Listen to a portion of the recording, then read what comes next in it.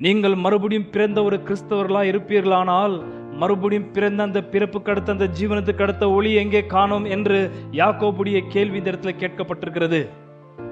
அதற்கான பதில் என்ன? மறுபடியும் நீங்கள் பிறந்ததே ஆனால் மறுபடியும் பிறந்த அந்த வாழ்வுக்கு அடுத்த வாழ்வு எங்கே? பூமியில நீ வாழும் பொழுது விசுவாசத்தை காண்பித்தாயா என்பதனை கேள்விக்கு கர்த்தர் உங்களுடைய இடத்துல கேட்டால் என்ன பதில் உண்டு உங்களுக்கு? விசுவாசத்தை பார்க்க முடியுமா? விசுவாசத்தை ஒரு படமாக காட்சியாக ஜனங்களுக்கு காண்பிக்க முடியுமா? காண்பித்து தான் ஆக வேண்டும் என்று சத்தியம் உள்ள தேவன் இந்த இடத்தை எதிர்பார்க்கிறார். எப்படி காட்டுறது என்னுடைய விசுவாசத்தை? விசுவாசம் பார்க்க எப்படி இருக்கும்? இதுதான் உங்களுக்கு கடைசியில் கர்த்தர் தேவன் என்பதான். வேதாமத்தின் தேவன் என்று சொன்னாலே எதற்காக பிசாசுகள் நடுங்குகின்றன? விசுவாசத்தின் கிரியை நீங்கள் நடப்பிக்கும் பொழுது உலகத்தாருடைய பார்வைக்கு விசுவாசம் எப்படி தெரியும்?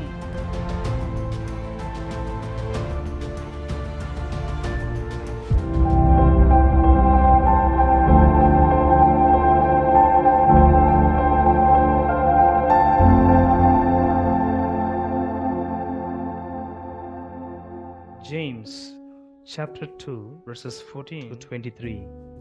என் சகோதரரே, ஒருவன் தனக்கு விசுவாசம் உண்டென்று சொல்லியும் கிரியைகள் இல்லாதவனானால் அவனுக்கு பிரயோஜனம் என்ன? அந்த விசுவாசம் அவனை ரட்சிக்குமா? ஒரு சகோதரனாவது சகோதரியாவது வஸ்திரம் இல்லாமலும் அனுதின ஆகாரம் இல்லாமலும் இருக்கும்போது உங்களில் ஒருவன் அவர்களை நோக்கி, நீங்கள் சமாதானத்தோடே போங்கள், குளிர்காய்ந்து பசியாருங்கள் என்று சொல்லியும் சரீரத்திற்கு வேண்டியவைகளை அவர்களுக்கு கொடாவிட்டால் பிரயோஜனம் என்ன? அப்படியே விசுவாசமும் கிரியைகள் இல்லாதிருந்தால் தன்னிலைத்தானே செத்ததா இருக்கும். ஒருவன், உனக்கு விசுவாசம் உண்டு, எனக்கு கிரியைகள் உண்டு, கிரியைகள் இல்லாமல் உன் விசுவாசத்தை எனக்கு காண்பி, நான் என் விசுவாசத்தை என் கிரியைகளினாலே உனக்கு காண்பிப்பேன் என்பானே. தேவன் ஒருவர் உண்டென்று விசுவாசிக்கிறாய், அப்படி செய்கிறது நல்லதுதான். பிசாசுகளும் விசுவாசித்து நடுங்குகின்றன. வீணான மனுஷனே, கிரியைகள் இல்லாத விசுவாசம் செத்ததென்று நீ அறிய வேண்டுமோ? நம்முடைய பிதாவாகிய ஆபிரகாம் தன் குமாரன் ஈசாக்கை பலிபீடத்தின் மேல் செலுத்தின போது கிரியைகளினாலே அல்லவோ நீதிமானாக்கப்பட்டான். விசுவாசம் அவனுடைய கிரியைகளோடே கூட முயற்சி செய்து கிரியைகளினாலே விசுவாசம் பூரணப்பட்டதென்று காண்கிறாயே. அப்படியே ஆபிரகாம் தேவனை விசுவாசித்தான், அது அவனுக்கு நீதியாக எண்ணப்பட்டது என்கிற வேதவாக்கியம் நிறைவேறிற்று. அவன் தேவனுடைய சிநேகிதன் எனப்பட்டான். பரலோக பிதாவாகிய தேவன் தம்முடைய ஜனங்களை மறுபடியும் பிறப்பிக்கும் பொழுது அவரால் பிறந்த கிறிஸ்தவர்கள் செத்த நிலையில இருக்கவில்லை. பாவமானது மரணத்தை பிறப்பிக்குமே தவிர சத்தியமுள்ள வேதாமத்தின் பிதாவாகிய தேவன் நம்மை பிறப்பிக்கும் பொழுது நாம் ஜீவனுள்ளவர்களாக இருக்கிறோம். ஜீவனுள்ளவர்களாக பிறந்த நாம் இந்த பூமியிலே வாழும் பொழுது அந்த ஜீவன் எப்படி வெளிரங்கமாகிறது என்பதுதான் யாக்கோபு இந்த இடத்துல மறுபடியும் பிறந்த கிறிஸ்தவர்களிடம் எதிர்பார்க்கிறார்.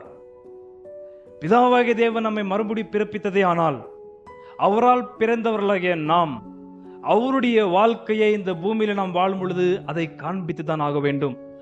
அது காண்பிக்காத பட்சத்தில் அவரால் பிறந்தோமா இல்லையா என்பது யாக்கோபு ரொம்ப சந்தேகத்துக்குரியவர்களாக இந்த நிருபத்திலே வெளிப்படுத்துகிறார்.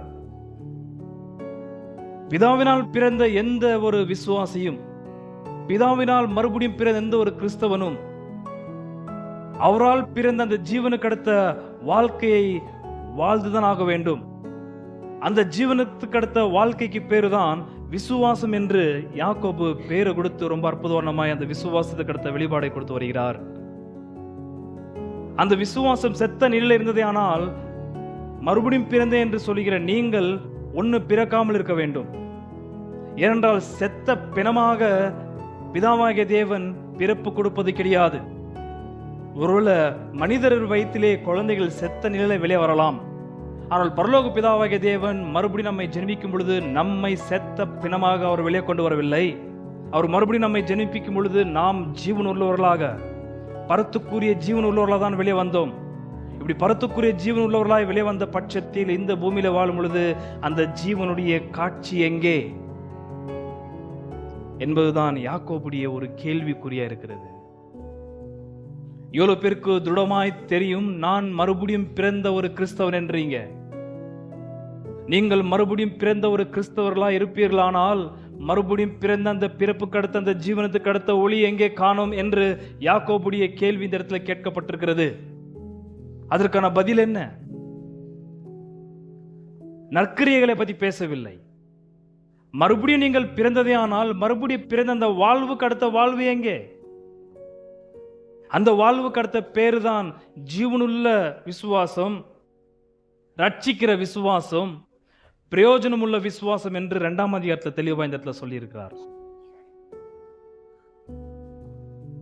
2ஆம் வசனம் 1-11 வரைக்கும் இவர்கள் ஜெபாலயத்தில் கூடி வந்து நடப்பித்த செயல்களுக்கு அவர்கள் நாங்கள் மெய்யாகவே மறுபடியும் பிறந்த கிறிஸ்தவர்கள் தான், அதற்கு அடையாளமாக இதோ இந்த விசுவாசத்தின் கிரியை என்று அவர்கள் சொல்லும் பொழுது யாக்கோபு சொல்ற வார்த்தை, அது விசுவாசத்தின் கிரியை அல்ல, அது பட்சபாதம் உள்ள ஒரு செயல். அது அந்த பாதபட்சம் உள்ள செயலை வேத வாக்கியம் ராஜரிகமான பிரமாணம் பாவம் என்று சொல்லியிருக்கிற பட்சத்தில் நீங்கள் காண்பிப்பது மெய்யாகவே அன்பு அல்ல, மெய்யாகவே விசுவாசத்தின் கிரியை அல்ல, அது பாதபட்சம் என்று நிரூபிக்கிறார். வசனம் 1-11.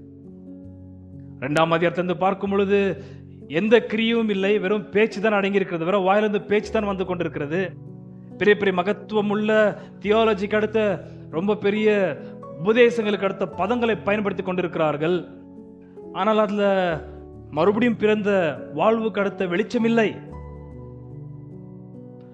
ஆகையால் யாக்கோபு கேட்கிற ஒரே ஒரு கேள்வி என்னவென்றால் 2ஆம் அதிகாரம் 18-18, ஒருவன் உனக்கு விசுவாசம் உண்டு, எனக்கு கிரியைகள் உண்டு, கிரியைகள் இல்லாமல் உன் விசுவாசத்தை எனக்கு காண்பி, நான் என் விசுவாசத்தை என் கிரியைகளினாலே உனக்கு காண்பி. எனக்கு விசுவாசம் பார்க்க வேண்டும். யாக்கோபுடைய கேள்வி இது. தேவதூதர்கள் உங்களுடைய விசுவாசத்தை பார்க்க வேண்டும். பிசாசும் அந்தகார சேனையும் உங்களுடைய விசுவாசத்தின் கிரியையை பார்க்க வேண்டும். இப்பிரபஞ்சத்தின் மக்கள் உங்களுடைய விசுவாசத்தை பார்க்க வேண்டும். ஆகையால் உன் விசுவாசத்தை எனக்கு காண்பி அப்படி என்று யாக்கோபு இந்த இடத்துல ஒரு கேள்வியை கேட்கிறார். உன்னுடைய விசுவாசத்தை உன்னால் காண்பிக்க முடியாத பட்சத்தில் நீ சொல்ற அந்த விசுவாசம் 19, தேவன் ஒருவர் உண்டென்று விசுவாசிக்கிறாய், அப்படி செய்கிறது நல்லதுதான், பிசாசுகளும் விசுவாசத்தில் அடங்குகின்றன. உன்னுடைய விசுவாசம் பிசாசுக்கு அடுத்த விசுவாசம். மறுபடியும் பிறந்தேன் என்று சொல்ற அந்த பிறப்புக்கு அடுத்த வாழ்வை நான் காணாமல் விசுவாசம் கிரியை இல்லாத பட்சத்தில் உன்னிடத்தில் இருக்கிறதை நடவடிக்கைகளை பார்க்கும் பொழுது பிசாசுக்கு அடுத்த விசுவாசத்துக்கு அடுத்ததா இருக்கிறது. பிசாசு போல இருக்கிறது உன்னுடைய வாழ்க்கை. பிசாசு நடவடிக்கைகளை நீ பற்றி கொண்டாய் என்றால் நீ எதை விசுவாசிக்கிறாய், எதை நம்புறாயோ அதே தான் பிசாசுகளும் நம்பிக்கொண்டு வருகிறது. தேவன் ஒருவர் என்று நீ சொல்வது கரெக்ட் தான். அந்த தேவனுக்கும் உனக்கும் இருக்கிற உறவு என்ன? என்ன உறவு? தேவன் ஒருவர் உண்டு என்பதான அந்த ஒரு சரித்திரபூர்வமான தகவலை நீ வைத்துக் கொண்டால் போதுமா? அந்த ஒரு தகவல் மாத்திரம் மனதில் வைத்துக் கொண்டு தேவன் ஒருவர் உண்டு என்று நீ சொல்ற அந்த ஒரே ஒரு கன்ஃபெஷன், ஒரே ஒரு அறிக்கையின் வார்த்தையிலே விசுவாசத்தின் கிரியை காண்பிக்க முடியுமா? பிசாசு கூட சொல்லாத அந்த வார்த்தையை. ஆகையால் உன்னிடத்தில் இருப்பது என்ன? 2:17, அப்படியே விசுவாசமும் கிரியைகள் இல்லாதிருந்தால் தன்னிலே தானே செத்ததா இருக்கிறது. பிதாவாகிய தேவன் செத்த பிணமாகவா நம்மை பிறப்பித்தார்? 2:18 சொல்ற வார்த்தை என்ன? அவர் மறுஜென்மம் முழுக்கினாலே நம்மை மறுபடியும் ஜனிப்பித்தார் என்ற வார்த்தை சொல்லப்பட்டிருக்கிறதே. அவர் நம்மை மறுபடியும் பிறப்பிக்கும் பொழுது செத்த பிணமாக வந்தோமா? ஊனமாக வந்தோமா? மிஸ்கேரேஜ் ஆயிட்டோமா? இல்லையே. அப்ப எப்படி செத்த ஒரு விசுவாசம், கிரியை இல்லாத விசுவாசம், பிதாவுக்கு பிறந்த அந்த பிறப்புக்கு அடுத்த ஒரு நடவடிக்கைகளும் காணாமல் இருக்கிறோம்? ஆகையால் 18 கேட்கிற கேள்விக்கு இன்றைக்கு நீங்கள் நான் பதில் கொடுத்துதான் ஆக வேண்டும் தேவனுக்கு. இங்கே கொடுக்காவிட்டால் பரலோகத்தில் நிச்சயமாய் நம்மால கொடுக்க வாய்ப்பில்லை. 2:18 வாசியுங்கள். 2:18, ஒருவன் உனக்கு விசுவாசம் உண்டு, எனக்கு கிரியைகள் உண்டு, கிரியைகள் இல்லாமல் உன் விசுவாசத்தை எனக்கு காண்பி, நான் என் விசுவாசத்தை என் கிரியைகளினாலே உனக்கு காண்பிப்பேன் என்பானே. விசுவாசத்தை காண்பி. பூமியில் நீ வாழும் பொழுது விசுவாசத்தை காண்பித்தாயா என்பதனை கேள்விக்கு கர்த்தர் உங்களிடத்தில் கேட்டால் என்ன பதில் உண்டு உங்களுக்கு? விசுவாசத்தை பார்க்க முடியுமா? விசுவாசத்தை ஒரு படமாக, காட்சியாக ஜனங்களுக்கு காண்பிக்க முடியுமா? காண்பித்து தான் ஆக வேண்டும் என்று சத்தியம் உள்ள தேவன் இந்த இடத்தில் எதிர்பார்க்கிறார். விசுவாசத்தை காண்பி. Show me your faith with work or without work. Show me your faith. உன்னுடைய விசுவாசத்தை காண்பி. எப்படி காட்டுறது என்னுடைய விசுவாசத்தை? விசுவாசம் பார்க்க எப்படி இருக்கும்? இதுதான் உங்களுக்கு கடைசியில் கர்த்தர் சொல்லி முடிப்பேன். விசுவாசம் பார்க்க எப்படி இருக்கும்? நீங்கள் நான் விசுவாசத்தை காண்பித்து விசுவாசத்தை உலகத்தார் அல்லது மற்றவர்கள் பார்க்கும் பொழுது அவங்க பார்வைக்கு எப்படி இருக்கும் என்பதை நான் சொல்வதற்கு முந்தி முதலாவது விசுவாசம் எப்படி காண்பிக்க முடியும்? விசுவாசத்தை காண்பிக்கிறதுக்கான வழிகள் என்ன? 19:19 தேவன் ஒருவர் உண்டென்று விசுவாசிக்கிறாய், அப்படி செய்கிறது நல்லதுதான், பிசாசுகளும் விசுவாசித்து நடுங்குகின்றன. இங்கே நான் விட்ட சத்தியத்தை தொடங்க விரும்புகிறேன். முதலாவது, பிசாசுகளும் நீ சொல்ற வேதாமத்தின் தேவன் தான் தேவன் என்று அறிக்கையிடுகிறது. வேதாமத்தின் தேவன் ஒருவர் தான் தேவன் என்று பிசாசுகளும் நிச்சயமாய் நம்பி அறிக்கையிடுகிறது. அறிக்கையிடுகிறது மாத்திரமல்ல, அந்த பிசாசுகள் நடுங்குகின்றன வார்த்தை வருது. 19 வாசிங்கள். தேவன் ஒருவர் உண்டென்று விசுவாசிக்கிறாய், அப்படி செய்கிறது நல்லதுதான், பிசாசுகளும் விசுவாசித்து நடுங்குகின்றன. எதற்காக பிசாசுகள் தேவன் ஒருவர் என்பதான விஷயம் சத்தியத்தை அவைகள் ஞாபகப்படுத்திக் கொள்ளும் பொழுது அதுங்க நடுங்குகிறது? ஃப்ரிசோ என்பதான வார்த்தைக்கு அர்த்தம் அதுங்க உடம்புல முடியல் நெட்டுக்குமா, பிரிசில்ட் அப். எப்போ தேவன் என்பதான வேதாமத்தின் தேவனை குறித்தான எண்ணம் பிசாசுகளுக்கு உண்டாகிறதோ அப்போதெல்லாம் பிசாசுகள் எல்லாம் நடுங்குகின்றன. நீங்கள் நானும் எப்போதெல்லாம் தேவன் ஒருவர் என்று அறிக்கையிட்டு ஞாபகப்படுத்திக் கொள்றோம், நமக்கு என்ன உண்டாவது?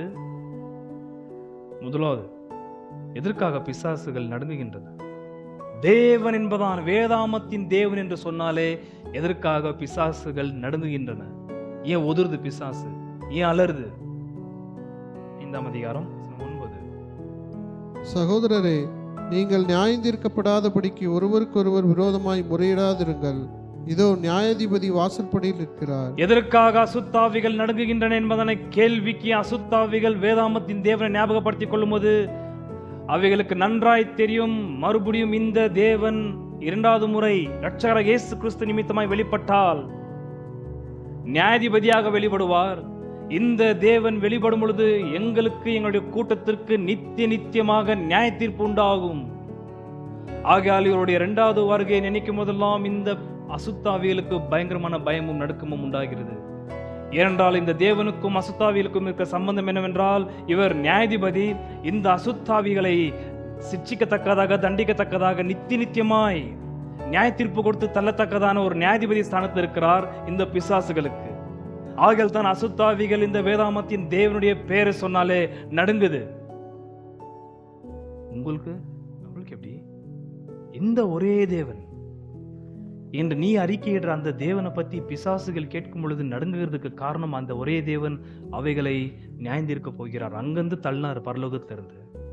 அடுத்து அவைகளை தள்ள போற இடம் நித்தியமான ஒரு அக்கினி கடல்ல தள்ள போகிறார். ஆகையால் அவரை கண்டாலே அவைகளுக்கு ஒட்டுமொத்த கூட்டத்திற்கும் பயம். இயேசுநாதர் பூமியிலே கிட்ட போகும்போதே பிசாசுகளை நடுங்கி ஓடின சம்பவம் உங்களுக்கு ஞாபகம் இல்லையா? அவருடைய முதலாவது வருகை காலத்திற்கு முந்தி நீர் எங்களை தொந்தரவு செய்யக்கூடாது, இதற்கு இன்னும் காலம் இருக்கிறது. எதற்கு? நீர் எங்களை நித்தியமாய் பாதாளத்தில் தள்ளுவதற்கு. இந்த மகிமையின் தேவனை இவைகள் ஞாபகப்படுத்திக் கொள்ளும் பொழுது இந்த நியாயாதிபதி வந்தால் இவருடைய அதிகாரத்திற்குள்ளாக நாங்கள் அணுகித்தான் ஆக வேண்டும் என்று பயங்கரமான நடுக்கத்தோடு இருக்கிறது பிசாசுகள். இந்த ஒரே தேவனுக்கு உங்களுக்கு இருக்கிற உறவு என்ன? பிறகு இதே நியாயாதிபதி உங்களுக்கும் நியாயாதிபதியா இருக்கிறாரா? இருந்தால் நீங்கள் நானும் பயந்து பிசாசு போல நடங்கித்தான் ஆக வேண்டும். What this one God is to you. இந்த ஒரே தேவன் உங்களுக்கு என்னவா இருக்கிறார் தான் பாயிண்ட். அவர் ஒரே தேவன் என்பது வேதாமத்தை சொல்லப்படுதலா சத்தியம்தான். அவருக்கும் உனக்கும் என்ன, அவருக்கும் உனக்கும் என்ன உறவு இருக்கிறது என்பதை நீ எடுத்து காண்பிப்பதுதான் விசுவாசத்தின் கிரியை. அந்த விசுவாசத்தின் கிரியை நீ காண்பிக்கும் பொழுதுதான் விசுவாசத்தின் காட்சியை வந்து உலகத்தார் பார்ப்பார்கள். அந்த ஒரு கேள்விதான் இந்த இடத்துல யாக்கோபு கேட்கிறார், உன் விசுவாசத்தை நீ காண்பி என்று. காண்பிக்க முடியுமா? விசுவாசத்தை நிச்சயமா காண்பிக்க முடியும். எப்படி? உனக்கும் இந்த ஒரே தேவன் என்று சொல்லப்படுற மகா வேதாமத்தின் தேவனுக்கும் இருக்கிற உறவு என்ன? வசனம் 20. வீணான மனுஷனே, கிரியைகள் இல்லாத விசுவாசம் செத்ததென்று நீ அறிய வேண்டுமோ? வீணான மனுஷனே, கிரியைகள் இல்லாத விசுவாசம் செத்ததென்று நீ அறிய வேண்டுமோ? செத்துப்போன விசுவாசத்தை யாரும் பார்க்க முடியாது. செத்துப்போன விசுவாசத்திற்கு ஒரு வடிவில்லை. செத்துப்போன விசுவாசத்தை யாராலும் உணர முடியாது. செத்துப்போன விசுவாசம் வைத்தால் அது உனக்கே பிரயோஜனம் இல்லை. ஆகையால் வீணான மனுஷனே, கினோஸ் என்பதன வார்த்தைக்கு மண்டில ஒன்றும் இல்லாதவனே, ஏதோ தேவன் ஒருவர் தான் நீ பைபிள் இருந்து வார்த்தையை எடுத்து சொன்ன உடனே நீ பெரிய ஞானியம் என்று எண்ணிக்கொள்ளாதையும். உன் மண்டில ஒன்றும் இல்லை. நீ ஒரு வீணான மனுஷன். நீ சொல்ற வார்த்தைக்கும் உனக்கும் எந்த சம்பந்தமும் இல்லை. வேதத்தில் சொல்லப்படுற எந்த வாக்குத்தத்தங்களை நீ எடுத்துக்கொண்டாலும் அது உனக்கு பிரயோஜனம் இல்லை. இந்த வேதாமத்தின் தேவனுக்கும் உனக்கும் எந்த ஒரு நல்ல உறவு இல்லை. பிசாசுக்கு தெரியாதா வசனத்தை கோட் பண்றதுக்கு? உங்களோட என்னோட மனப்பாடமாய் பிசாசுக்கு வசனங்கள் நன்றாய் தெரியும். ஆதாம் ஏவாளுக்கு கர்த்தர் இந்த கனியை புசிக்க வேண்டாம் என்று சொன்ன விஷயம் அவர்களுக்கு புரிந்தது இல்லையோ, பிசாசுக்கு நன்றாக தெரிந்தது. மனப்பாடமாய் சொல்லுவான் அவன் ஆதி ஆமத்திலிருந்து. அவன் என்னதான் இந்த வசனத்தை மனப்பாடமாக 1000 முறை சொன்னாலும், இது இருக்கிறதுல உண்மை என்று அவன் மனப்பூர்வமாக அறிவுபூர்வமாக அங்கீகரித்தாலும், இந்த சொல்லப்படுற வேதாமத்தின் தேவனுக்கும் அவனுக்கும் எந்த ஒரு நல்ல உறவு கிடையாது. இந்த வேதாமத்தின் தேவன் கிட்ட அவனுக்கு நன்மை வர வாய்ப்பில்லை. வீணான மனுஷனே, கினாஸ், எம்டி ஹெட், மண்டில ஒண்ணும் இல்லாதவனே, நீ சொல்ற அந்த அறிக்கை உனக்கே பிரயோஜனம் இல்லை.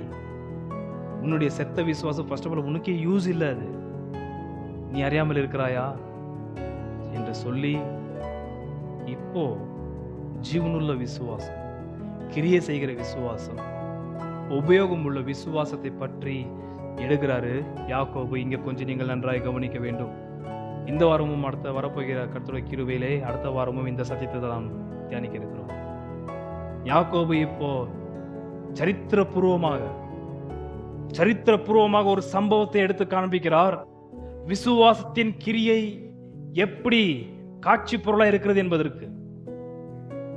ஆகையால் வீணான மனுஷனே, வசனம் 20, வீணான மனுஷனே, கிரியைகள் இல்லாத விசுவாசம் செத்ததென்று நீ அறிய வேண்டுமோ? நீ அறியணுமா என்பதனை கேள்வியோடு நிறுத்தினார்.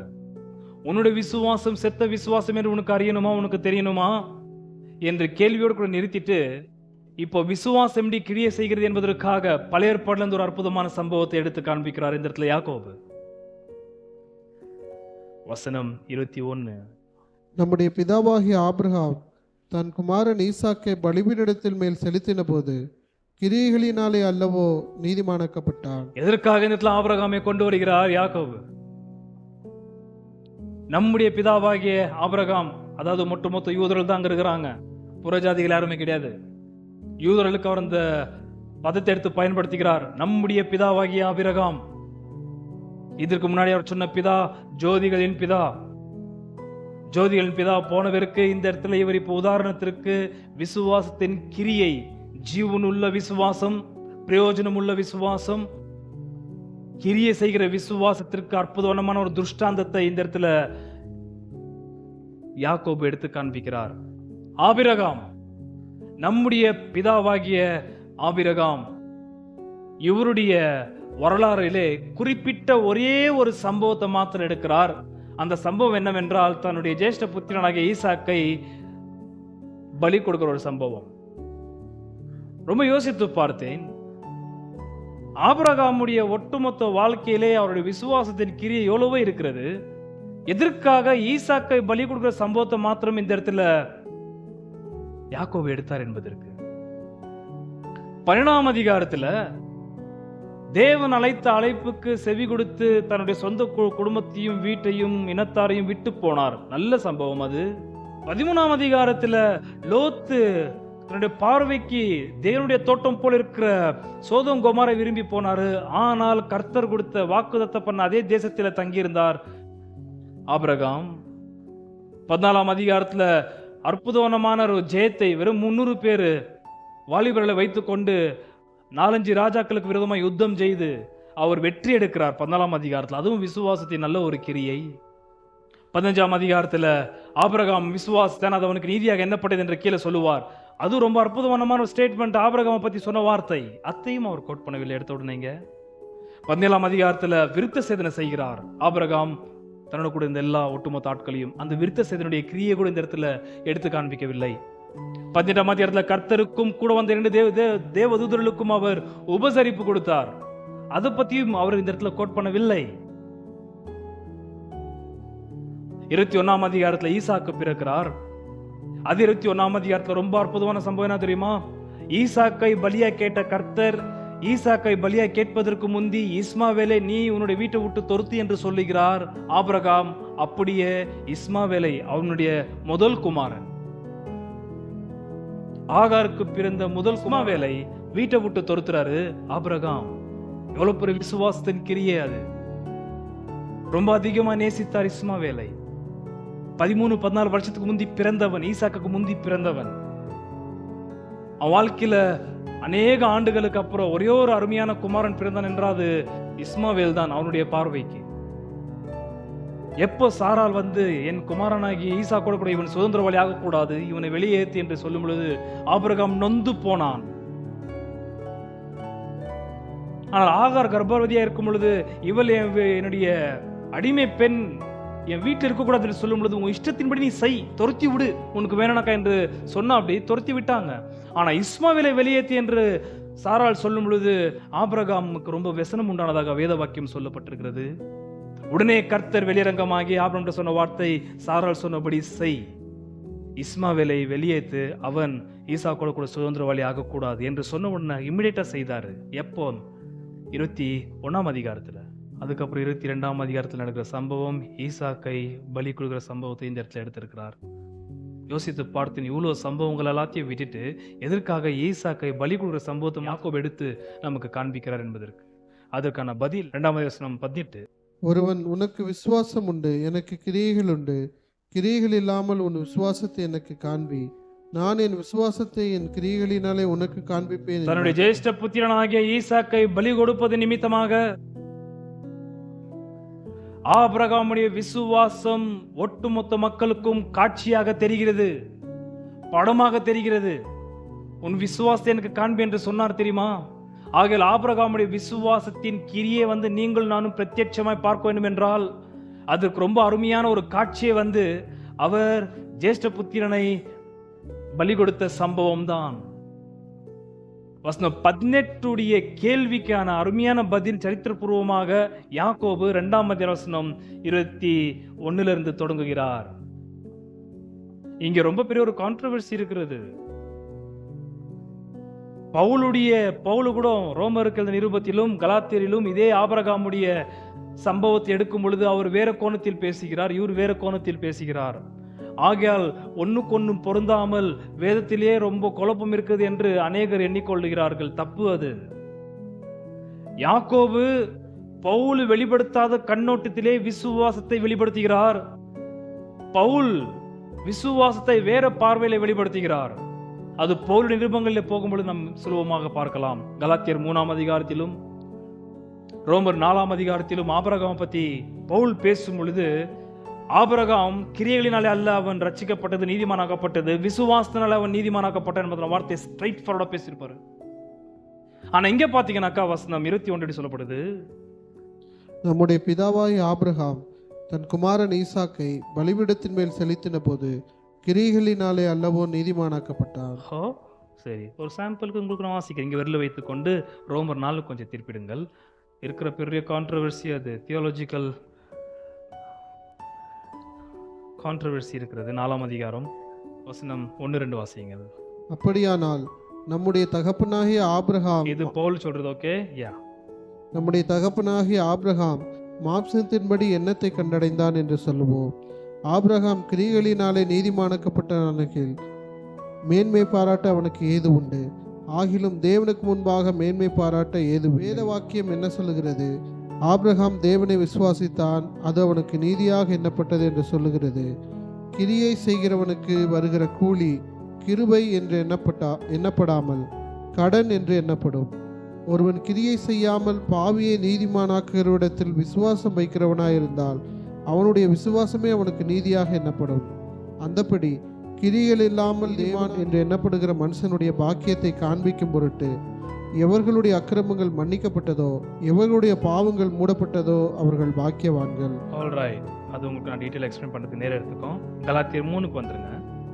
கலாத்தியர் 3 அதே போல் சொல்ற வார்த்தை கொஞ்சம் சொல்லி முடிச்சிருக்கோம். அதிகாரம் வசனம் 6ல இருந்து. அப்படியே ஆபிரகாம் தேவனை விசுவாசித்தான், அது அவனுக்கு நீதியாக எண்ணப்பட்டது. அப்ப ஆபிரகாம் எப்போ நீதிமானாக்கப்பட்டான் என்பன கேள்விக்கு பதில் என்ன?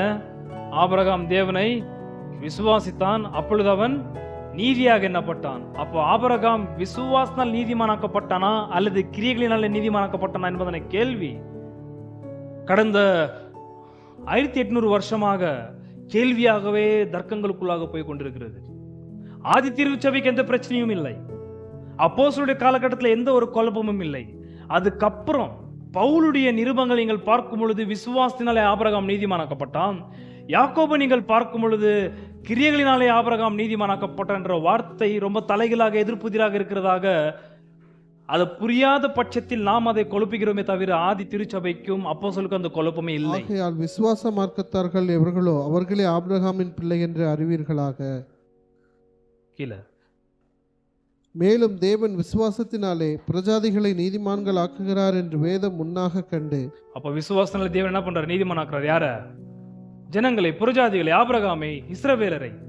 எதனால நீதிமானாக்குறதுல? கர்த்தர். மனிதனுடைய கிரியைகளினால நீதிமானாக்குறதுல அப்படின்னு இந்த இடத்துல பவுல் பேசினதாக வைத்து கீழே உனக்குள் சகல ஜாதிகளும் ஆசீர்வதிக்கப்படும் என்று ஆபிரகாமுக்கு சுவிசேஷமாய் முன்னறிவித்தது. அந்தபடி விசுவாச மார்க்கத்தார் விசுவாசமுள்ள ஆபிரகாமுடனே ஆசீர்வதிக்கப்படுகிறார்கள். இப்போ 2ஆம் அதிகாரம் யாக்கோபு 2 வசனம் 21. நம்முடைய பிதாவாகிய ஆபிரகாம் தன் குமாரன் ஈசாக்கை பலிபீடத்தின் மேல் செலுத்தின போது கிரியைகளினாலே அல்லவோ நீதிமானாக்கப்பட்டான். இப்போ நான் உங்கள்ட்ட கேட்கிறேன், ஆபிரகாம் கிரியைகளினாலே நீதிமானாக்கப்பட்டானா அல்லது விசுவாசத்தால் நீதிமானாக்கப்பட்டானா? அன்பானவர்களே, புரியுதா? பவுல் பேசுற வார்த்தை ஆபிரகாம் விசுவாசத்தால் நீதிமானாக்கப்பட்டான். யாக்கோபு பேசுற வார்த்தை ஆபிரகாம் கிரியைகளினாலே நீதிமானாக்கப்பட்டான். இப்படி வேத வாக்கியத்திற்குள்ளாக ரொம்ப குழப்பங்கள் இருக்கிறது. ஒரு வேத வாக்கியத்திற்கு இன்னொரு வேத வாக்கியத்திற்கு எதிர்ப்புதிராக இருக்கிறது என்று சொல்லி வேதத்தை கையாள தெரியாத ஆட்கள் வேதத்தை பகைக்கிறார்கள். உங்களுக்கு தெளிவாய் சொல்ல விரும்புகிறேன். ஏன் யாக்கோபு ஆபிரகாம் விசுவாசம் நீதிமானாக்கப்பட்ட வசனத்தை கோட் பண்ணலையா? 2:23. அப்படியே ஆபிரகாம் தேவனை விசுவாசித்தான், அது அவனுக்கு நீதியாக எண்ணப்பட்டது. பவுல் எத்த கோட் பண்ணார், அதை இவரை கோட் பண்றாரு. ஆனா பவுல் கோட் பண்ணாத விஷயத்தை, வெளிப்படுத்தாத விஷயத்தை யாக்கோபு இங்க வெளிப்படுத்துறாரு. என்ன? 2:18. ஒருவன் உனக்கு விசுவாசம் உண்டு, எனக்கு கிரியைகள் உண்டு, கிரியைகள் இல்லாமல் உன் விசுவாசத்தை எனக்கு காண்பி. விசுவாசத்தை எனக்கு காண்பி.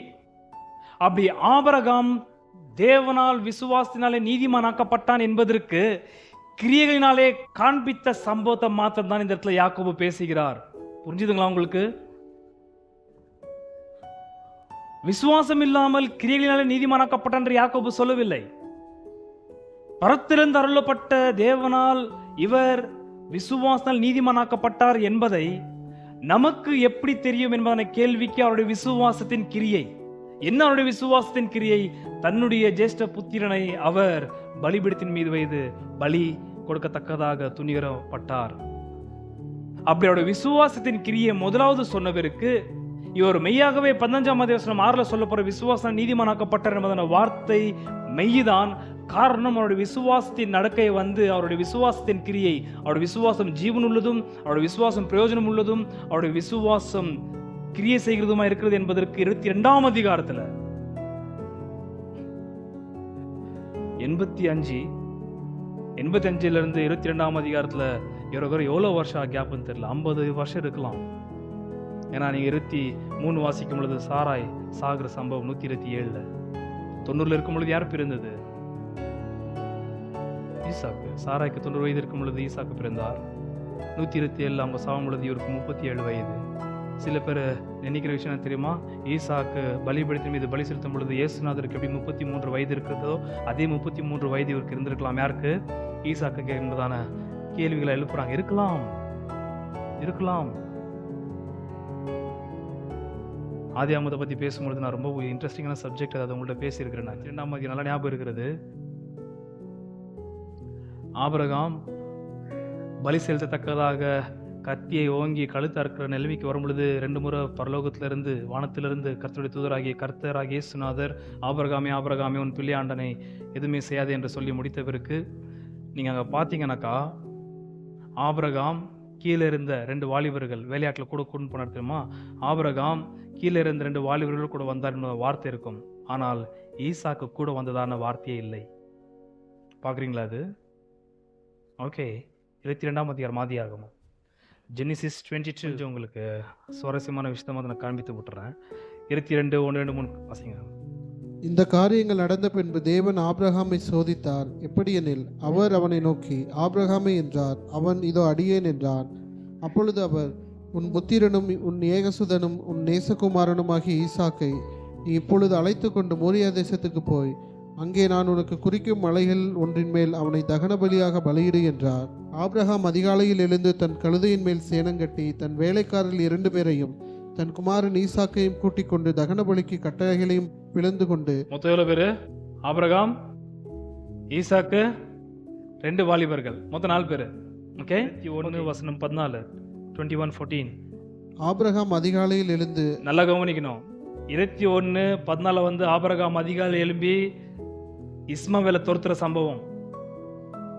திருப்ப ஆபிரகாமுடைய சாவு தான் இஸ்மாவேல் வராரு. ஈசாக்கு இஸ்மாவேல் 2 பேரும் சேர்ந்து தான் அடக்க பண்றாங்க ஆபிரகாமுடைய சரீரத்தை.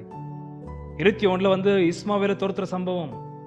திருப்ப அதே ஃப்ரேஸ் கர்த்தர், அது கர்த்தர் தான் சொன்னாரு. வேணுமா உங்களுக்கு வசனம்? 21:12, 21:12. அப்பொழுது தேவன் ஆபிரகாமை நோக்கி, அந்த பிள்ளையையும் உன் அடிமை பெண்ணையும் குறித்து சொல்லப்பட்டது உனக்கு துக்கமாய் இருக்க வேண்டாம். ஈசாக்கினிடத்தில் உன் சந்ததி விளங்கும். ஆதலால் சாராள் உனக்கு சொல்லுவது எல்லாவற்றையும் கேள். அப்படி என்று சொல்லி இஸ்மாவேலை வீட்டை விட்டு துரத்துறாரு. அதிகாலையிலே எழுந்து ஃபர்ஸ்ட் வேலை அதான் வருது. ஆனா யாக்கோபு கோட் பண்ணல. எவ்வளோ எப்படியாப்பட்ட ஒரு விசுவாசத்தின் கிரியை அது. கர்த்தர் சொன்ன உடனே ஈசாக்கு அப்பதான் பிறந்திருக்கிறாரு. 21ஆம் அதிகாரத்துல பொருந்தவருக்கு 3 வயது ஆகுதுன்னு நினைக்கிறேன். 3 வயதுல ஒரு பெரிய விருந்து வைக்கிறாங்க. ஏன்னா அப்பதான் வீண் ஆகுது, பால் குடிக்கிறத மறுக்கிறாரு. அந்த 3 வயதான சம்பவத்துல வந்து இவருக்கு குறைஞ்சது 15 வயசு. யாருக்கு? 16-17 வயசு இஸ்மாவேலுக்கு. அந்த வயதுல ஒரு நல்ல பருவத்தில் இருக்கிறான். ஆபிரகாம் அடுத்து ஒட்டுமொத்த சுதந்திரத்தை நடத்துற ஒரு நிலையில இருக்கிறான். 3 வயசு பாலகனா இருக்கிறான் ஈசாக்கு. அந்த சம்பவம் அவங்களுக்கு தெளிவாய் சொல்லி இருக்கிறேன். ஈசாக்கோட கூட அந்த ஒரு பண்டிகை அன்று 3 வருஷம் ஆனதுக்கு அப்புறம் பெரிய விருந்து வச்ச நாள் அன்று இஸ்மாவேல் ஈசாக்கோட கூட பிளே பண்ணினான், அல்லது ஈசாக்கை கெடுக்க பார்த்தான். சரீர ரீதியில் அவனை கெடுக்க பார்த்ததாக ஒரு வார்த்தை அங்கே சொல்லப்படுது. அவங்கள சொல்லியிருக்கிறேன். 21ஆம் அதிகார வசனம் 9, 21:9. பின்பு எகிப்து தேசத்தாலாகிய ஆகார் ஆபிரகாமுக்கு பெற்ற குமாரன் பரியாசம் பண்ணுகிறதை சாராள் கண்டு. பரிகாசம் பண்ணுகிறதை சாராள் கண்டு என்பதன் வார்த்தைக்கு வந்து பிளேயிங். பின்பு எகிப்து தேசத்தாலாகிய ஆகார் ஆபிரகாமுக்கு பெற்ற குமாரன் பரியாசம் பண்ணுகிறதை சாராள் கண்டு. சாராள் கண்டால் ஈசாக்கை அவன் பரிகாசம் பண்ற வார்த்தைக்கு அர்த்தம் வந்து ஏதோ பிசிக்கலாக அவனை அபியூஸ் பண்ற ஒரு சீனு. யார் பார்த்தது? சாராள். உங்களை தெளிவாய் சொல்லியிருக்கக்கூடிய மனைவிமார்களிலே பில்லாலை ரூபன் திருமணம் பண்ணல, உடல் உருவ வைத்தான். எதற்காக? நான் ஒட்டுமொத்த எங்க அப்பாவுடைய சுதந்திரவாளிக்கு நான் தான் சுதந்திரவாளி என்பதான அடையாளத்திற்காக. இந்த இடத்துல ஈசாக்கை கெடுக்க முயற்சி செய்கிறான் சரீர விதத்துல இஸ்மாவேல். எனக்கு ஒட்டுமொத்த சுதந்திரவாளி ஆகணுன்றதுக்காக. ஏன்னா கான்டெஸ்ட்ல வந்து அப்படிதான் போகுது. அப்பதான் சாரெல்லாம் பண்றாங்க. இதை பார்த்துட்டு என் பையனை வந்து இவன் கெடுக்க பார்க்கிறபடியால் இவன் இனி நம்ம வீட்டில் இருக்கக்கூடாது என்று சொல்லும் பொழுது கர்த்தர் அதற்கு சாராள் சொல்வது சரியான வார்த்தை தான், வெளியேற்று என்று சொல்கிறார். அது அவனுக்கு ரொம்ப व्यसனம் உண்டாயிடுது. ஏன்னா அவனை சிந்தா இஸ்மாவேல் ஒட்டுமொத்த சுதந்திரவாளி சொத்துக்கல்லா. கர்த்தர் சொல்ற வெளியேற்று, இஸ்மாவேல் அல்ல ஈசாக்கு என்று கர்த்தர் உறுதிப்படுத்துகிறார். அது ஒரு நல்ல பெரிய விசுவாசத்தின் கிரியை. கர்த்தர் யாக்கோபு சத்தியமுள்ள ஆவினருக்குள்ளாக இது அவர் கோட் பண்ணவில்லை, மாறாக 22ஆம் அதிகாரத்திற்கு சம்பவத்தை கோட் பண்ணுகிறார். 22ஆம் அதிகாரம் 3. ஆபிரகாம் அதிகாலையில் எழுந்து தன் கழுதையின் மேல் சேணங்கட்டி தன் வேலைக்காரரில் 2 பேரையும் தன் குமாரன் ஈசாக்கையும் கூட்டிக் கொண்டு தகன பலிக்கு கட்டைகளையும் பிளந்து கொண்டு தேவன் தனக்கு குறித்த இடத்திற்கு புறப்பட்டு போனார். 4 பேர் போறாங்க. 4 பேர் போன பேருக்கு 2 பேரை குறிப்பிட்ட இடத்துல ஆபிரகாம் நிறுத்துறாரு. வசனம் 5. அப்பொழுது ஆபிரகாம் தன் வேலைக்காரரை நோக்கி, நீங்கள் கழுதை நிறுத்தி இங்கே காத்திருங்கள், நானும் பிள்ளையாண்டானும் அவ்விடம் மட்டும் போய் தொழுது கொண்டு உங்களிடத்திற்கு திரும்பி வருவோம் என்றார். ஓகே, மேல போய் தொழுது கொண்டு திருப்பி வருவோம், 2 பேரை வருவோம் என்று ரொம்ப தெளிவாய் பேசுறாரு ஆபிரகாம். ஒரு விசுவாசத்தின் வார்த்தை அது. ஆனா வந்தது யார் மாத்திரம்? வசனம் 19. ஆபிரகாம் தன் வேலைக்காரரிடத்திற்கு திரும்பி வந்தான். அவர்கள் எழுந்து புறப்பட்டு யார் மாத்திரம்? வேலையார்கள்ட்ட. ஆபிரகாம். ஈசாக்கு எங்க? 2ஆம் அதிகாரம் வசனம் 4. 3ஆம் நாளில் ஆபிரகாம் தன் கண்களை ஏறெடுத்து பார்த்து தூரத்திலே அந்த இடத்தை கண்டான். இயேசுநாதர் எப்போ உயிர் தெழுந்தார்? உயிர் தெழுந்த இயேசுநாதரை அவருடைய திருச்சபையாகிய நாம் இன்னும் பார்க்கவே இல்லை. ஈசாக்கு டிஸாப்பியர் ஆகுறாரு. சத்தியமுள்ள ஆவியானவர் அந்த விஷயத்தை ரொம்ப அழகா மறிச்சிடுறாரு. ஆபிரகாம் மாத்திரம் வராரு மலையிலிருந்து. ஈசாக்கு வந்திருக்கலாம், வந்ததாக சொல்லப்படலையே. ஆபிரகாம் வேலையாட்கள்கிட்ட மாத்திரம் வராரு. அதுக்கப்புறம் ஈசாக்கு எப்போ வெளிரங்கம் ஆகிறாரு தெரியுமா? ரெபக்காலை சந்திக்கும் போது. 3ஆம் நாள் உயிர் தெரிந்த இயேசுநாதர் எப்போ மறுபடியும் பார்க்கலாம் என்பதான கேள்விக்கு அவர் தம்முடைய திருச்சபையை 2வது முறை சந்திக்க வருவார். அப்பதான் பார்க்க முடியும். இதெல்லாம் அவங்கள குறித்த சம்பவிப்பு. அதெல்லாம் பேசி நான் அவங்களுடைய எண்ணங்களை திசை திரும்ப விரும்பவில்லை. அதுக்கு தான் யாக்கோபு இதை புடிச்சிருக்கிறாரு. எப்படியா போட்ட ஒரு விஷயத்தை புடிச்சிருக்கிறார் பாரு யாக்கோபு. யாக்கோபு 2:21. ஆபிரகாம் தன் குமாரன் ஈசாக்கை பலிபீடத்தின் மேல் செலுத்தின போது. நன்றாக கவனிக்கணும். உன் ஜேஷ்ட புத்திரனாகிய ஈசாக்கை எனக்காக பலி கொடு என்று சொல்லும் பொழுது ஆபிரகாம் சரி என்று அதோடு நிறுத்தவில்லை. ஆபிரகாம் விடியங்காலத்தில் எழும்புறார். முதல் வேலையாக சாராளுக்கு சொன்னார், நான் தெரியல எதற்காக தன்னுடைய குமாரனை கொண்டு போறேன் என்று. ஆனால் கொண்டு போறாரு. அவருடைய குமாரன் அவர்த்த பாலகனாகிறார தவிர ஒரு பருவத்தில் இருக்கிறார் ஈசாக்கு. குழந்தை எல்லாம் தூக்கின்னு போற அளவுக்கு கட்டையை சுமந்துன்னு மலை மேல ஏற வைக்கிறாரு. குறிப்பிட்ட மலைக்கிட்ட அவர் போறாரு. 3 நாள் பயணமாகிறது. மலை மேல ஏறி போறதுக்கு முந்தி 2 வேலையாட்களை கீழே நிறுத்தி கட்டையை தூக்கி அவர் மேல கொடுத்தியானா கழுது அது மேல ஏறுமா என்னன்னு தெரியாது. இவரு மேல கட்டிய வைத்து மேல நடந்து கொண்டு போய் கொண்டிருக்கிறார்கள். இருவரும் பேசிக் கொள்கிறார்கள். பிதாவே, தகப்பனே, பலிக்கு கட்டையும் இருக்கிறது, கொளுத்துறதுக்கு நெருப்பு இருக்கிறது, ஆனா பலி செலுத்துவதற்கான பலி எங்கே? ஆபிரகாம் சொல்ற வார்த்தை, கர்த்தர் பார்த்து கொள்ளுவார், யெகோவா ஈரே. அது சாதாரணமான பேர் கிடையாது அன்பானவர்களே. பேரோட தான் அந்த சம்பவமே முடியுது. கர்த்தர் பார்த்து கொள்வார் என்று சொல்லி யாக்கோபு எது வரைக்கும் கொண்டு போனார் தெரியுமா? அந்த வார்த்தை எனக்கு ரொம்ப பிடிச்சது. 2ஆம் அதிகாரம் வசனம் 21. நம்முடைய பிதாவாகிய ஆபிரகாம் தன் குமாரன் ஈசாக்கை பலிபீடத்தின் மேல் செலுத்தின போது. அங்க வரைக்கும் போறாரு. பலிபீடத்தின் மீது பலி செலுத்தும் பொழுது செலுத்துற கட்டத்திற்கு போயிட்டாரு. அங்கதான் கர்த்தர் நிறுத்துறாரு. பலி செலுத்துற கட்டம் வரைக்கும் போய் அந்த ஒட்டுமொத்த விசுவாசத்தின் கிரியை காண்பிக்கிறார். அதனால அல்லவா அவருடைய விசுவாசத்தின் கிரியை நம்ம பார்த்தது நிமித்தமா அல்லவா நம்ம சொல்ல முடியும். என்னன்ட்டு வசனம் 23. அப்படியே ஆபிரகாம் தேவனை விசுவாசித்தான், அது அவனுக்கு நீதியாக எண்ணப்பட்டது. 15:6 சொல்லப்பட்டது. 85 வயது இருக்கும் பொழுது அவருக்கு. 86 வசனம் 16ஆம் அதிகாரத்தில் பார்க்கும் பொழுது அவர் ஆகாரோட கூட இணைகிறார். விசுவாசத்தின் கிரியை அது. 15ஆம் அதிகாரத்தில் அவர் 80 வயது இருக்கும் பொழுது இந்த சம்பவம் நடந்தது. தேவனை விசுவாசித்தான், அது அவனுக்கு நீதியாக எண்ணப்பட்டது என்று. ஆனால் அவருடைய விசுவாசத்தின் ஒட்டுமொத்த காட்சியை மனுமக்களாகிய நாம், ஜனங்களாகிய நாம், தூதர்கள், பிசாசுகள், ஒட்டுமொத்த சிருஷ்டிப்பும் எப்ப தெளிவாக பார்க்க முடியும் என்ற கேள்விக்கு 22ஆம் அதிகாரத்தில் அவர் தன்னுடைய ஜேஷ்ட புத்திரனை கர்த்தர் குடு என்று சொன்ன உடனே குடுகிற அளவுக்கு போனார் பாருங்க. அங்கதான் அவருடைய விசுவாசத்தை நம்மால் பார்க்க முடியும். அவர் அநேக ஆண்டுகளுக்கு பிந்தி அவர் விசுவாசம் நீதிமானாக்கப்பட்டிருந்தாலும் அவருடைய விசுவாசத்தின் கிரியை நாம் எப்ப பார்க்கலாம் என்பதனை கேள்விக்கு பதில் 22ஆம் அதிகாரத்திலே. அப்ப விசுவாசத்தின் கிரியை என்றால் என்ன? அதோட காட்சி நான் ஒன்னும் சொல்லல, நான் லாஸ்ட்ல சீக்கிரமா சொல்லி முடிச்சிடுவேன். விசுவாச பார்க்க எப்படி இருக்கும்? What is the faith look like? What does the faith look like? விசுவாசம் பார்க்க எப்படி இருக்கும்? விசுவாசத்தின் கிரியைகளை நீங்கள் செய்யும் பொழுது, இந்த இடத்துல இப்ப நான் காண்பிக்கிறேன். ஆபிரகாம் விசுவாசத்தின் கிரியை காண்பித்தான். ஆபிரகாமுடைய விசுவாசத்தின் கிரியை பார்க்க எப்படி இருக்கிறது? விஷயம் விசுவாசத்தின் கிரியை என்றால் என்ன? வசனம் 23. அப்படியே ஆபிரகாம் தேவனை விசுவாசித்தான், அது அவனுக்கு நீதியாக எண்ணப்பட்டது என்கிற வேத வாக்கியம் நிறைவேறிற்று. என்ன நிறைவேறிச்சு? இப்ப நான் உங்கள்ட்ட கேட்கிற விசுவாசத்தின் கிரியை என்றால் என்ன? விசுவாசத்தின் கிரியை என்றால் என்ன?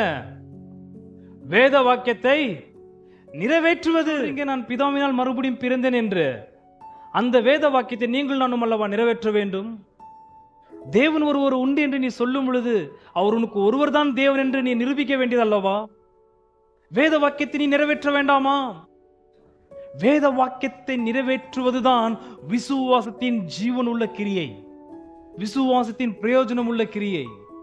வேத வாக்கியம் நிறைவேறிற்று. எந்த வேத வாக்கியம்? 15:6 சொல்லப்பட்டு பாரு. அநேக ஆண்டுகளுக்கு பிந்தி 30-40 வருஷம் முன்னாடி சொல்லப்பட்டது. என்னது? ஆபிரகாம் தேவனை விசுவாசித்தான், அது அவனுக்கு நீதியாக எண்ணப்பட்டது. அது எங்க நிறைவேறிச்சு என்று நாம் கண்ணால பார்க்க முடியும் என்ற கேள்விக்கு 22ஆம் அதிகாரத்தை நிறைவேறினது. ஏனென்றால் அப்பதான் விசுவாசத்தின் காட்சியை ஆபிரகாம் காண்பிக்கிறார். அவர் நீதிமானாக்கப்பட்டிருந்தாலும் நாம எப்படி?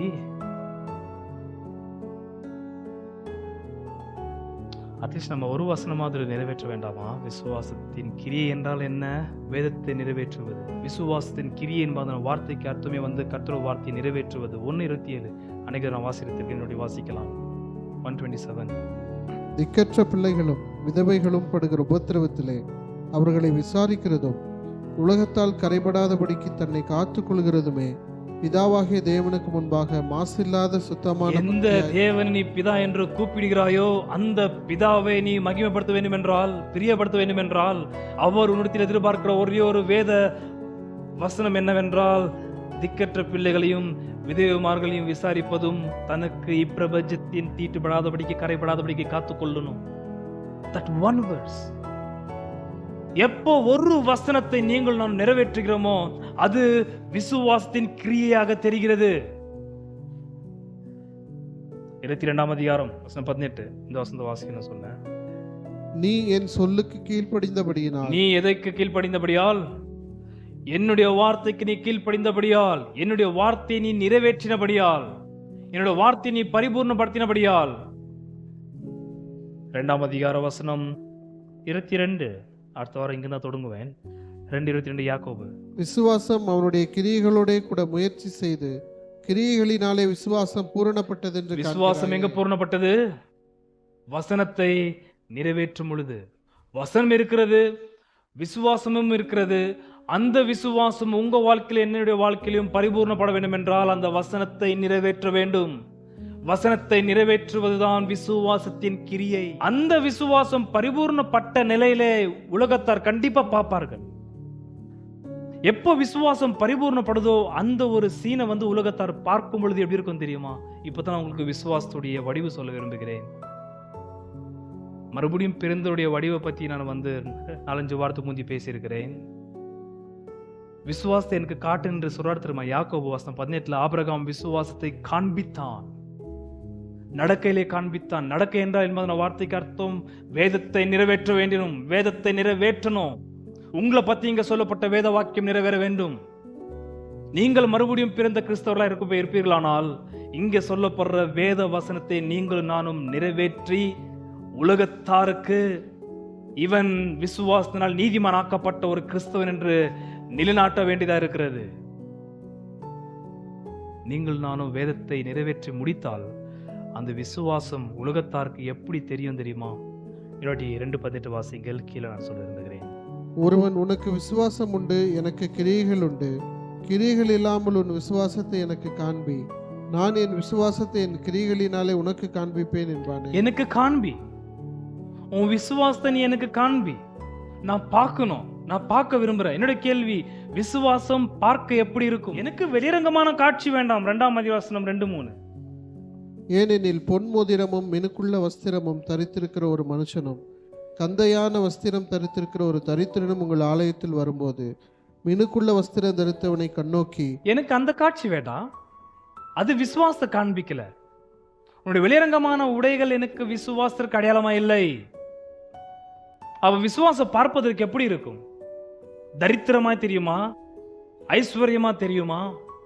விசுவாசத்தின் கிரியை நீங்கள் நடப்பிக்கும் பொழுது உலகத்தாருடைய பார்வைக்கு விசுவாசம் எப்படி தெரியும்? What image does faith create before the people? When a faithful person fulfills the word of God, கர்த்தருடைய வார்த்தை நிறைவேற்றுகிற உண்மையான ஒரு விசுவாசி விசுவாசத்தின் கிரியை நடப்பிக்கும் பொழுது அந்த விசுவாசம் எப்படியாப்பட்ட ஒரு தோரணையை ஜனங்களுக்கு காண்பிக்கும். கடைசி பாயிண்ட் நான் இப்ப பேச போகிறேன், கொஞ்சம் கவனிங்க. 23 எனக்கு ரொம்ப பிடிச்ச விஷயம் இது. 23 அப்படி ஆபிரகாம் தேவனை விசுவாசித்தான், அது அவனுக்கு நீதியாக எண்ணப்பட்டது என்கிற வேத வாக்கியம் நிறைவேறிற்று. அவன் தேவனுடைய சிநேகிதன் எனப்பட்டான். என்ன விஷயம்? தேவனுடைய, இதுதான் விசுவாசத்தின் இமேஜ்.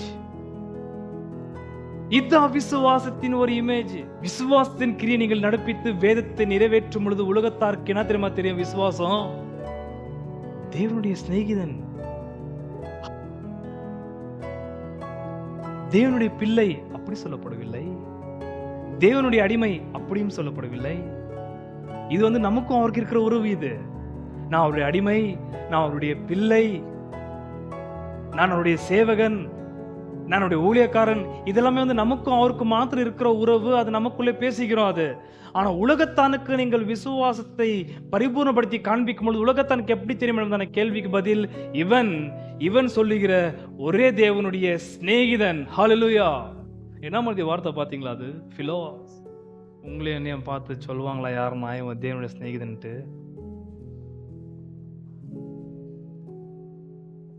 ஃப்ரெண்ட், இதுதான் விசுவாசத்தின் காட்சி உலகத்தாருக்கு கொடுக்கிறது. உன் விசுவாசத்தை எனக்கு காட்டுன்னு யாக்கோபு சொன்னார் தெரியுமா? நீ சொல்ற அந்த ஒரு தேவன் உனக்கு சிநேகிதனா தெரியலையே எனக்கு.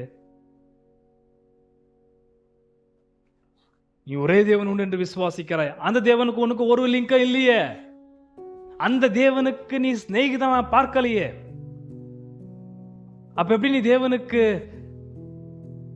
விசுவாசத்துல தேவனை நீ பிரியப்படுத்துகிறதாகவும் நீ ஒரு விசுவாசி என்று சொல்லலாம்?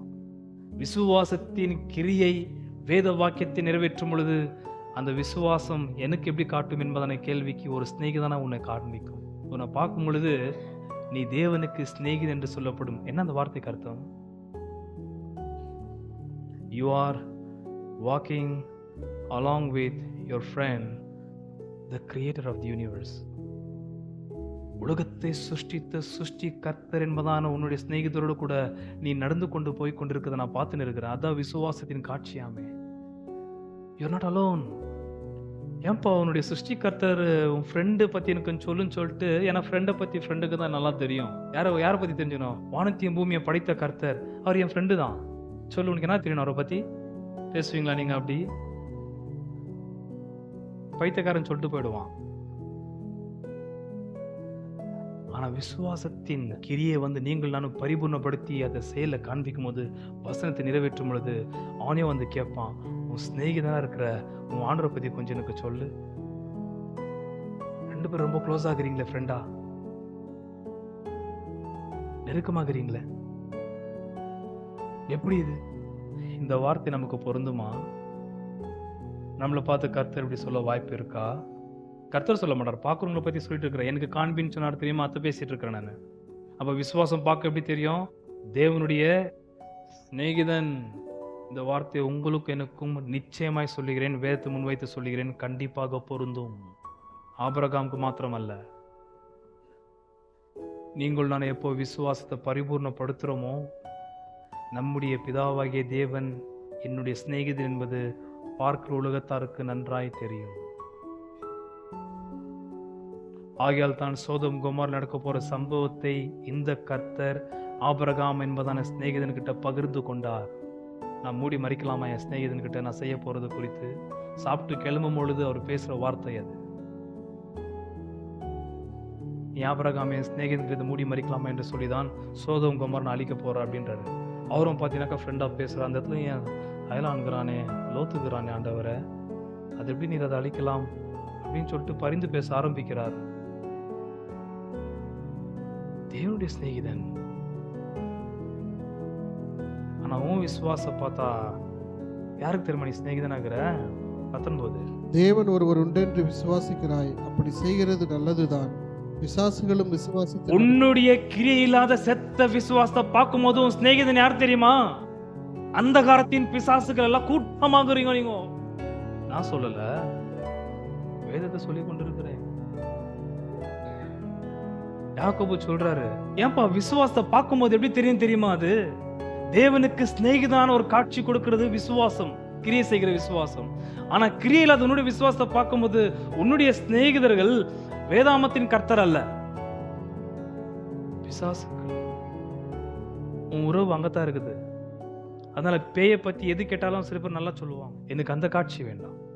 நான் யாக்கோபு விட்டு பொதுவாக ஒரு புத்தகத்தோட எங்கேயுமே போக மாட்டேன். இருந்தாலும் ஆபிரகாமுக்கு ஓகே, எனக்கு ஓகேவான்றது மாதிரியும் உங்க முகம் இருக்குது. ஓகேவா இல்லையான்ட்டு ஒரு வேத வாசனை முடிச்சிடறேன். யோவான் சுவிசேஷம் 15ஆம் வசனம் 12, 13, 14 வாசனம். நான் உங்களில் அன்பாய் இருக்கிறது போல நீங்களும் ஒருவரில் ஒருவர் அன்பாய் இருக்க வேண்டும் என்பதே என்னுடைய கற்பனையாய் இருக்கிறது. ஒருவன் தன் சிநேகிதருக்காக தன் ஜீவனை கொடுக்கிற அன்பிலும் அதிகமான அன்பு ஒருவரிடத்திலும் இல்லை.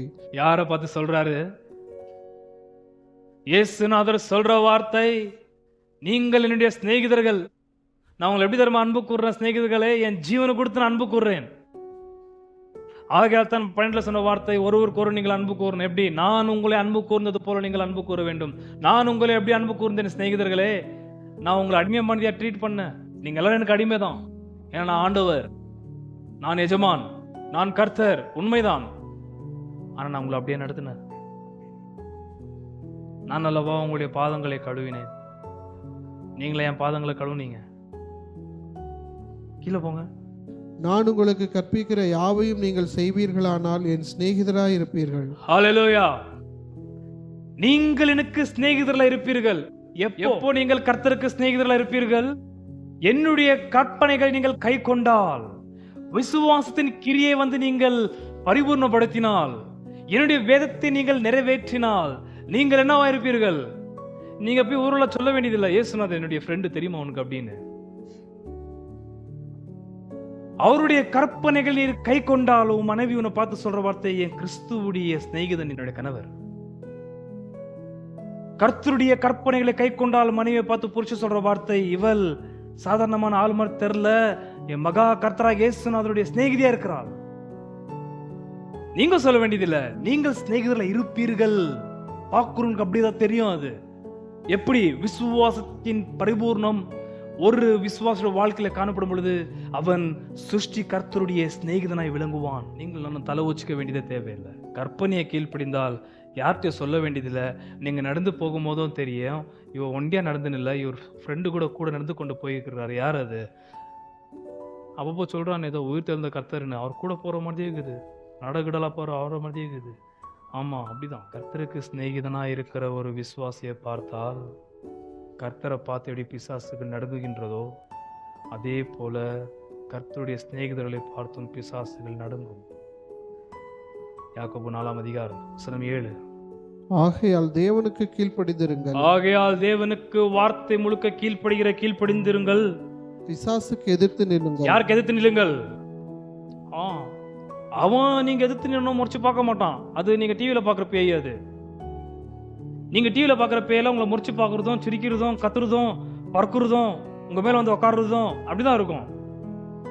வேதத்துல சொல்லப்படுற உண்மையான பிசாசுகள் அப்படி கிடையாது. ஆனா வேதத்துல சொல்லப்படுற பிசாசுகள் வேற. நீங்க சொல்ற மாதிரி இல்ல. பிசாசுகள் இருக்கிறதா இருக்கிறது, அசுத்தாவியில் இருக்கிறதா இருக்கிறது, தள்ளப்பட்ட தூதர்கள் அவர்கள். நீங்க நினைக்கிற மாதிரி செத்து போனுங்க வர்றது கிடையாது. அது நீங்க பாக்குற சினிமால. இவைகள் வேற, இவைகள் வேற. இவைகள் நீங்கள் சாதாரணமாக நினைக்கிற ஆட்கள் கிடையாது, பயங்கரமானவைகள் இவைகள். இவைகளை நீங்கள் கர்த்தருக்கு சிநேகிதனாய் இருக்கிற ஒரு விசுவாசி எதிர்த்து நின்னால், உங்களை பார்த்து அது நெஞ்ச நிமித்தி எதிர்த்து வராது, மாறாக 4:7 வாசி. ஆகையால் தேவனுக்கு கீழ்ப்படிந்திருங்கள், பிசாசுக்கு எதிர்த்து நில்லுங்கள், அப்பொழுது அவன் உங்களை விட்டு ஓடி போவான். யார் பார்த்து யார் ஓடுறது? நாம பேய் இல்லைனாலும் பேய்க்குதுன்னு சொல்லிட்டு ஓடி இருக்கிறோம். அங்க இருக்கவே இருக்காது ஃபர்ஸ்ட் ஆஃப் ஆல் அது. ஆனா நம்மளுக்கு ஒரு பயம். இங்க சொல்ற வார்த்தை கர்த்தருக்கு சிநேகிதனா இருக்கிற. ஏன் நான் சிநேகிதனை பத்தி பேசணும் தெரியுமா? 4:4 4:4. விபச்சாரரே, விபச்சாரிகளே, உலக சிநேகம் தேவனுக்கு விரோதமான பகை என்று யார்கிட்ட அறிவீர்களா? நீங்கள் சிநேகத்தை வைத்துக் கொள்ளக்கூடாது, உலகத்துக்கிட்ட வைத்துக் கொள்ளக்கூடாது. நீங்கள் யாருக்கு சிநேகிதர்களா இருக்கணும்? சிருஷ்டிகர்த்தருக்கு, வேதாமத்தின் தேவனுக்கு சிநேகிதர்களா இருக்க வேண்டும்.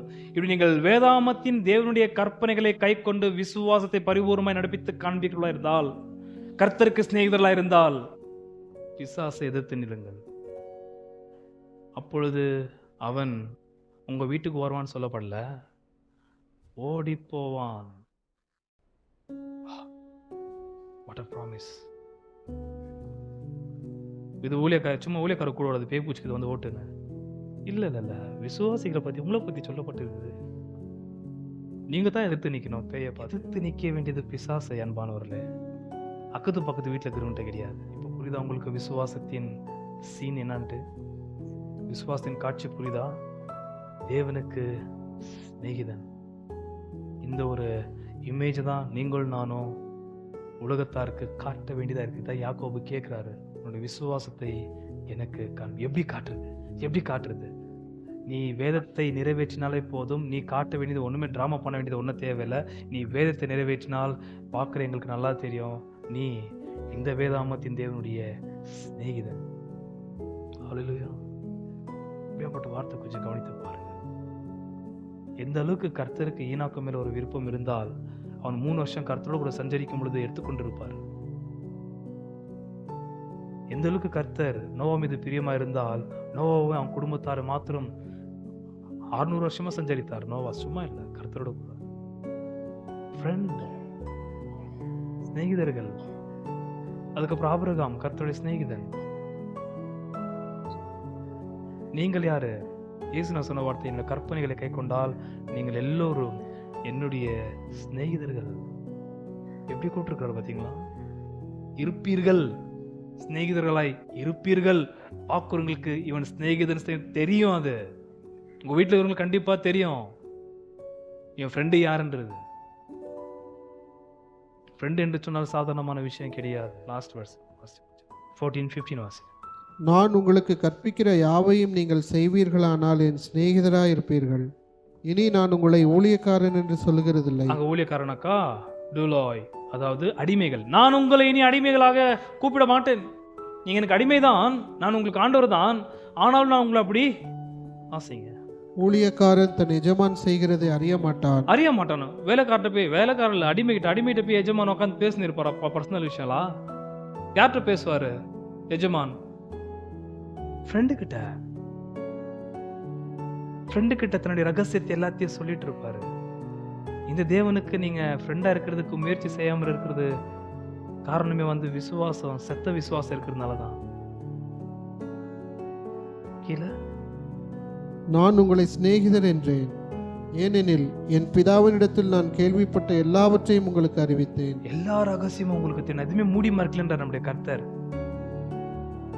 அதான் ஃப்ரெண்டுனால எல்லாமே தெரியும் அவங்களுக்கு. இப்போ இருக்கிற ஃப்ரெண்டு கூட கொஞ்சம் மூடி மறைச்சிடுவாங்க சில விஷயங்கள். ஆனா சத்தியம் உள்ள வேதாமத்தின் தேவன் யாருக்கு ஃப்ரெண்டா இருக்கிறாரோ அவங்களுக்கு எல்லாவற்றையும் வெளிப்படுத்தி இருக்கிறார். எத்தையும் மூடி மறைக்கவில்லை. ஆகையால் தான் நம்மை மாத்திர உலகத்தான் ஃப்ரெண்ட் என்று சொன்னால் அவங்க சொல்ற வார்த்தை, இவன் மெய்யாகவே விசுவாசத்தினால் நீதிமானாக்கப்பட்ட மெய்யான விசுவாசி, இவங்கிட்ட போய் கேளு, அவங்களுக்கு ஃப்ரெண்டு போல இருக்கிற கர்த்தரை பத்தி அவன் நிச்சயமாய் சொல்லுவான். இனி நான் உங்களை ஊழியக்காரன் என்று சொல்லுகிறதில்லை. ஊழியக்காரன் தன் எஜமான் செய்கிறதை அறிய மாட்டான். நான் உங்களை சிநேகிதர் என்றேன், ஏனெனில் என் பிதாவினிடத்தில் நான் கேள்விப்பட்ட எல்லாவற்றையும் உங்களுக்கு அறிவித்தேன். 2ஆம் அதிகாரம் 23 கடைசியா வாசிடுங்க. அப்படியே ஆபிரகாம் தேவனை விசுவாசித்தான், அது அவனுக்கு நீதியாக எண்ணப்பட்டது என்கிற வேதவாக்கியம் நிறைவேறிற்று. அந்த வேதவாக்கியம் நிறைவேறிற்று எப்போ? தன்னுடைய குமாரனை பலி கொடுக்கும் பொழுது. அதுதான் நாம் பார்க்கிறோம். அவர் தன்னுடைய குமாரனை பலி கொடுக்கும் பொழுது, ஆக்சுவலி ஆதி ஆகமத்துல ஆபிரகாம் தேவனுக்கு சிநேகிதன் அவர் பண்ற வார்த்தையே இல்லை. ஆபிரகாம் தேவனுக்கு சிநேகிதன் எங்க சொல்லப்பட்டது? ஏசாயா 41 யார் கொடுத்தது? ஜனங்கள். ஆபிரகாம் சொல்லல நான் தேவனுக்கு சிநேகிதன் என்று.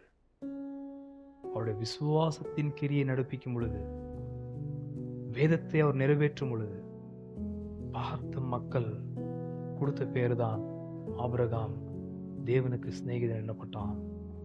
இன்றைய தேவனுடைய சிநேகிதன் ஆபிரகாம். வாசிங்க 23. அப்படியே ஆபிரகாம் தேவனை விசுவாசித்தான், அது அவனுக்கு நீதியாக எண்ணப்பட்டது என்கிற வேதவாக்கியம் நிறைவேறிற்று. அவன் தேவனுடைய சிநேகிதன் எனப்பட்டான். தேவனுடைய சிநேகிதன் எனப்பட்டான். அன்பனோர்ல, ஏன்னா இது எப்போ பாரு ஆம்பளைங்க மாத்திரம் பேசப்படுறது நீங்க தப்பா நினைச்சுக்க கூடாது. வசனம் 25. அந்தப்படி ராகாப் என்னும் வேசியும் தூதர்களை ஏற்றுக்கொண்டு வேறு வழியாய் அனுப்பிவிட்ட போது கிரியைகளினாலே அல்லவோ நீதியுள்ளவள் ஆக்கப்பட்டார். இது அடுத்த வாரம். ஏன்னா எப்போ பாரு ஆம்பளைங்களை பற்றியே பேசுறீங்கன்னு சொல்லிட்டு நீங்கள் எப்பவுமே என்ன குற்றம் சாட்டக்கூடாது. என் மேலே இந்த குற்றம் இருக்குது கடந்த சில ஆண்டுகளாக. அந்த குற்றத்தை நான் அடுத்த வாரம் ஒடிக்க போகிறேன். நான் இங்கே வர யாக்கோபு ஆபிரகாம் பற்றி பேசவில்லை. ராகாப். யார் இந்த ராகாப்? யார் இந்த அம்மா? ஆபிரகாம் தேவனுக்கு சிநேகிதனாக இருந்தது போல இந்த அம்மாவும் தேவனுக்கு சிநேகிதனாக இருந்தாங்களா? Next week. As the deer panteth for the water, so my soul longeth after thee.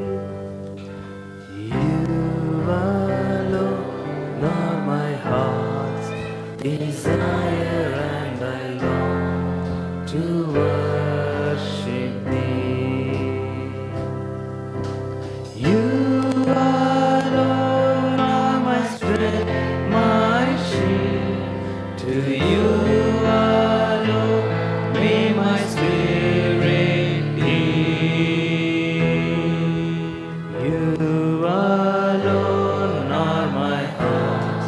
desire, and I long to worship thee. You alone, you alone are my strength, my shield.